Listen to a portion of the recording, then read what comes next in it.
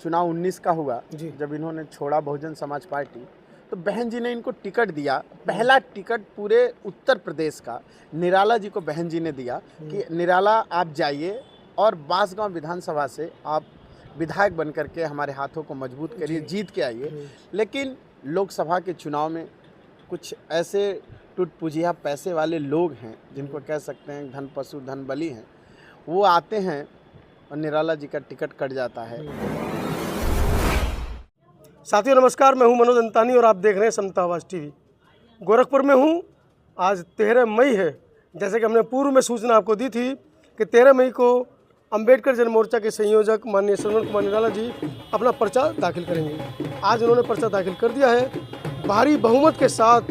मुझे लगता है कि उत्तर प्रदेश का पहला ऐसा नामांकन, उत्तर प्रदेश नहीं पूरे देश का ऐसा पहला नामांकन था जिसमें कम से कम 3 से 4 हज़ार संख्या में महिलाएं शामिल हुई थी। ये वही महिलाएं हैं जो अपने लिए ज़मीन के हक के लिए 10 अक्टूबर को भी गोरखपुर में जो प्रदर्शन हुआ था उसमें शामिल थी। मेरे साथ अंबेडकर जन मोर्चा के उत्तर प्रदेश के अध्यक्ष भाई ऋषि कपूर हैं। पूरी चर्चा करेंगे इनसे और जानकारी लेंगे किन मुद्दों को लेकर वो चुनाव में उतरे हैं। ऋषि, स्वागत है आपका भाई। बहुत बहुत धन्यवाद सर कि आप दिल्ली से गोरखपुर आए।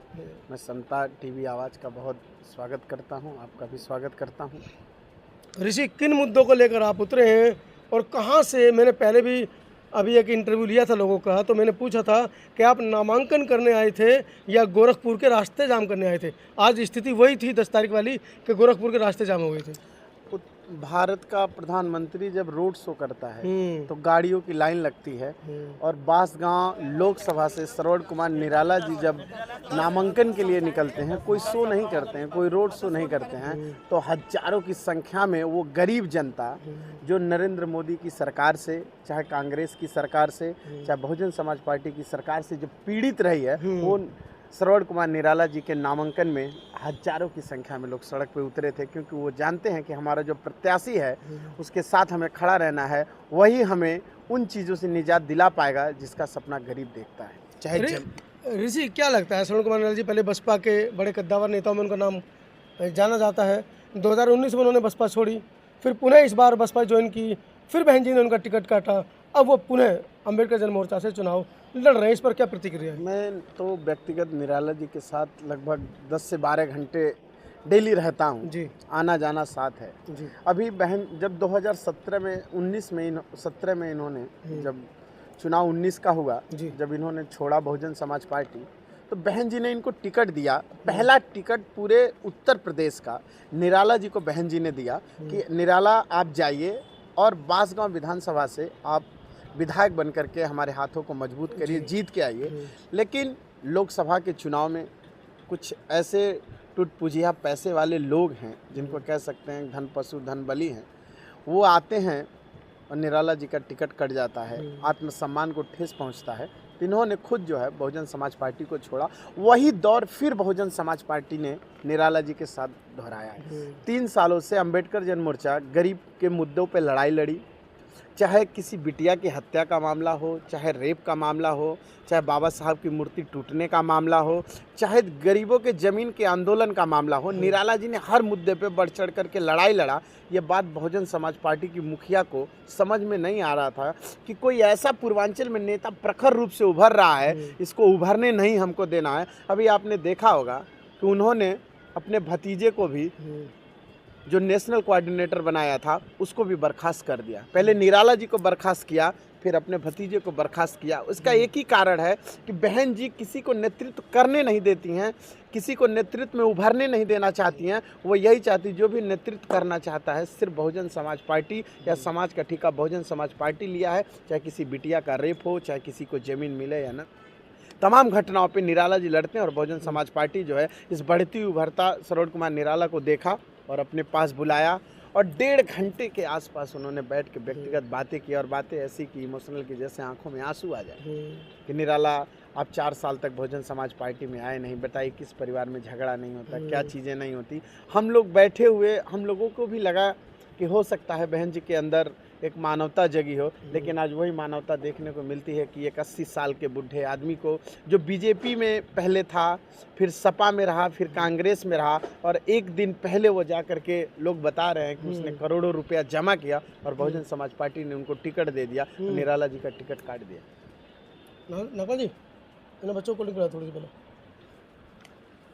अभी आपने कहा कि धन पशु धन कुबेर जिन्होंने टिकट काट दिया, उनके सामने कैसे टिक पाएंगे? समाजवादी पार्टी हो, कांग्रेस हो, बीजेपी हो, बीएसपी हो, कहाँ टिक पाएंगे? जैसे वही बात हमने बताया कि नरेंद्र मोदी प्रधानमंत्री रोड शो करता है, तो गाड़ियों का काफिला, जनता का काफिला नहीं है। और बांसगांव के जो प्रत्याशी कमलेश पासवान भाजपा से है, वो सिर्फ फॉर्च्यूनर से 8-10 गाड़ियों से घूमता है, उसके साथ पब्लिक नहीं है। और जो उसके गाड़ी में बैठा वो भी आदमी उसको गाली देता है कि वो 3 बार यहाँ से सांसद रहा, उसकी माता जी सांसद रही, लेकिन पूरे बांसगांव में कहीं पे विकास नहीं है। इंडिया गठबंधन अलायंस का प्रत्याशी सदल प्रसाद है, बहुजन समाज पार्टी का बेटा बन करके आता है और 4 साल 9 महीने गायब रहता है, जनता के किसी मुद्दे पे कोई बात नहीं करता है। और जब 3 महीने आता है तो चुनाव में आता है और जनता के हितैषी बन करके खड़ा। इसके पहले बहुजन समाज पार्टी ने उसको भी नेता बनाया, विधायक बनाया, उसको सांसदी का चुनाव लड़ाया, मंत्री बनाया, अरबों की संपत्ति का मालिक बना, लेकिन जनता का कभी प्रतिनिधित्व करने नहीं आता है। और कांग्रेस सपा गठबंधन की बात और बहुजन समाज पार्टी की बात, तो आप नेता को देख रहे हैं, 80 साल का वो बुढ़ा जिसको 2 लोग पकड़ के उठाते हैं, 2 लोग लेकर के उसको साथ चलते हैं। वो कह रहे हैं सुबह 5 किलोमीटर पंचशील का पटका पहनकर मैं दौड़ लगाता हूँ, क्षेत्र में घूमता हूँ। अभी आप सोशल मीडिया पे तमाम जगहों देखेंगे, अभी आकाश आनंद जी जब आए थे तो निराला सर का उस समय टिकट कटा नहीं था ना, हम लोग ने भी सर के साथ गया तो हमें देखा 6 लोग मिलके उनको नीचे उतार रहे थे। वो स्थिति है कि वो आदमी अगर 1 किलोमीटर धूप में चले तो हमें लगता है यहाँ उपचुनाव तुरंत कराना पड़ेगा। वो उस स्थिति के आदमी को बहन कुमारी मायावती ने टिकट दिया है। वो ये कह रहे हैं कि बसपा की टिकट काटने के लिए निराला ऐसा कर रहे हैं। बसपा का टिकट बहन जी के हाथों में, किसी प्रत्याशी के हाथों में नहीं है। और बहन जी को जिसने धन दिया वही बहन जी का प्रत्याशी बन गया। बहन जी उस नेतृत्व में बहन जी नहीं जाना चाहती हैं कि जो समाज का नेतृत्व करता हो। अपने भतीजे को इसलिए नेशनल कोऑर्डिनेटर से हटा दिया कि वो बीजेपी के खिलाफ बोलने लगा, उसने जनता की बात करने लगा, जनता उसको सुनने लगी, जनता की भावना सुनने लगी। बहन जी को अच्छा नहीं लगा, तुरंत उसको निष्कासित कर दिया। ऐसा निराला जी को कैसे एक्सेप्ट? ऐसा सुनने में आया कि चंद्रशेखर रावण भी आपको सपोर्ट कर रहे हैं, स्वामी प्रसाद मौर्य भी सपोर्ट कर रहे हैं आपको इस चुनाव में। अब चंद्रशेखर रावण भाई साहब अगर हमारे साथ आते हैं तो हम उनका स्वागत करते हैं। ऐसा सुनने में आया कि उन्होंने अपनी हामी भर दी है। हाँ, हो सकता है। अभी जब तक कोई चीज़ें क्लियर ना हो तब तक उस पर हम कोई बात नहीं रह सकते। स्वामी प्रसाद मौर्य आए, उनका भी हम सम्मान करते हैं। अगर चंद्रशेखर भाई आएंगे तो उनका हम पूरा सम्मान करेंगे और हम उनके साथ मिल करके ये चुनाव चुटकी बजा करके हम जीत लेंगे, क्योंकि पब्लिक हमारे साथ है। चुटकी बजाना आसान है ऋषि बाबू, लेकिन चुटकी की गूंज दिल्ली तक पहुंचाना वो रास्ता आसान नहीं है। आप 10 अक्टूबर को आए होंगे, 50,000 लोगों को लेकर के हम सड़क पे जब उतरे कमिश्नर ऑफिस पे, तो रात को गोरखपुर के डीएम को 12 बजे खड़ा होना पड़ा और उत्तर प्रदेश के मुख्यमंत्री को मजबूर कर दिया 2 बजे रात को गोरखपुर आने के लिए। और हमारे ऊपर खुद 307 जैसे गंभीर धाराओं में मुकदमा दर्ज किया। उसने हमें 22 दिन तक जेल रखा। तो जब हम उत्तर प्रदेश के सीएम को हिला सकते हैं तो एक छोटे मोटे सांसद को हिलाना हमारे लिए कोई बड़ी बात नहीं, क्योंकि हमारे साथ जनता है, हमारे साथ पब्लिक है, जिनके सुख दुख दर्द में हम खड़े होते हैं। चलिए, ये ऋषि कपूर हैं और बड़ा अच्छा वक्तव्य इन्होंने दिया है। और कहीं ना कहीं बहुजन समाज को अब समझ लेना चाहिए कि जो राजनीति उनको 2014 के बाद से कहाँ लेकर पहुंची है, और जो लोग विकल्प ढूंढ रहे थे, उस विकल्प के रूप में कुछ लोगों ने बामसेव को चूज़ किया है, कुछ लोगों ने एएसपी को पसंद किया है और कुछ लोग अंबेडकर जन मोर्चा के साथ हैं। आप किसके साथ हैं? खैर, वो तो 2024 के चुनाव के बाद समाज को पता चलेगा, समाज जागेगा कि वो किधर जाएंगे। चुनाव के मद्देनज़र क्या आप अपील बांसगांव की जनता से करना चाह रहे हैं? बांसगांव की जनता से नहीं, जहाँ जहाँ बहुजन समाज पूरे देश में रहता है, उनको क्या कहना चाह रहे हैं? जैसे मानवर साहब ने एक बात कहा था, मुझे याद है, बुजुर्गों ने मुझे बताया कि टिकट देते समय मानवर साहब ने कहा मुझसे भी गलती हो सकती है।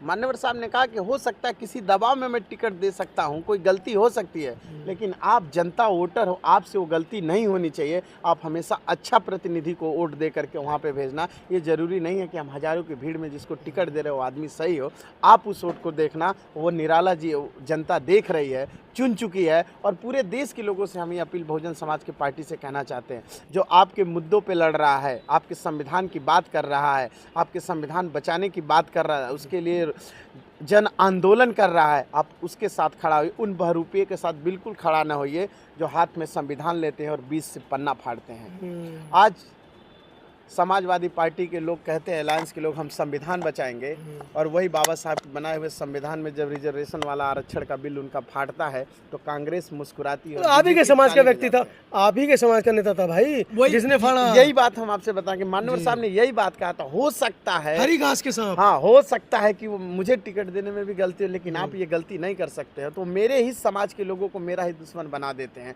कुछ चाहे पैसे के लालच में, चाहे धन के लालच में, जिस भी तरीके से बना देते हैं। इसलिए पूरे समाज को अलर्ट रहना चाहिए कि जो मुद्दों की बात करता है उस पर हमें काम करना चाहिए, उनके साथ हमें रहना चाहिए। माननीय काशीराम साहब ने कहा गलती मत कर देना। चलिए, अगर गलती आपसे हो गई है तो इस बार 2024 में सुधार लीजिए। आपका अपना हित किधर की तरफ है? इस बार जो लहर है, मोदी हटाओ देश बचाओ, मोदी योगी को हटाने में कौन कौन मजबूत प्रत्याशी आपको अपने क्षेत्र से लगते हैं? मुझे लगता है कि आपको उनको जिताना चाहिए। मैं हूं आज गोरखपुर से भाई ऋषि कपूर के साथ, अंबेडकर जनमोर्चा के उत्तर प्रदेश के वो अध्यक्ष हैं। इनकी और हमारी चर्चा को आप किस नज़र से देखते हैं, हमें कमेंट सेक्शन में ज़रूर बताइएगा। बहुत बहुत धन्यवाद ऋषि।